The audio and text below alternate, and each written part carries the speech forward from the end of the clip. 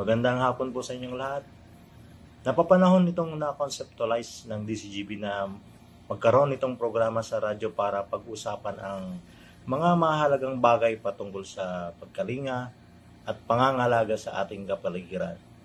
Sa kasalukuyan, marami ng mga pangyayari ang ating nararanasan, tulad ng pagkakaroon ng mga lalakas na bagyo, landslides, baha, paglindol, and other natural calamities gawa ng ating pagpapabaya at pag-abuso ng ating environment.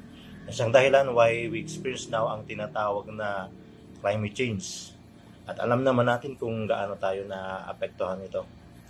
Pero mayroon pa tayong pwedeng magawa para at least mabawasan ang impacts o epekto nito sa atin.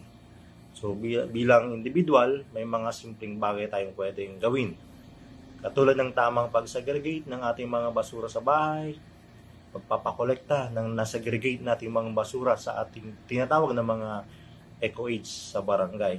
Hindi yung basta lang natin itapon kung saan-saan yung mga basura natin na iba ito yung nagkukos ng pagbara ng mga waterways at pag-pollute ng ating mga water bodies. Isa pa, yung hindi pagsunod ng mga basura, pag-minimize natin sa paggamit na tinatawag na single-use plastics, pagtatanim at pag-aalaga ng mga punong kahoy, lumalaking bagay po yan ang pagbibigay ng halaga sa punong kahoy. Hindi man natin batid lahat, pero ang punong kahoy ay maraming serbisyong ekologikal na nagsusuporta sa mga tao para mabuhay. Sa tulong nito, napapanatiling malinis ang hangin dahil sa kakayahan nitong mag-sequester ng carbon dioxide.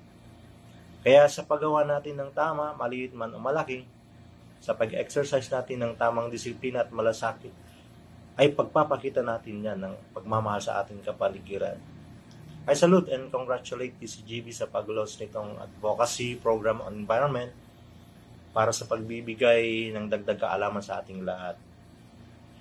Isa din ang DCGB na tumutulong sa atin sa pagsulong ng mga programa at polisiya na magpoprotekta sa ating kalikasan.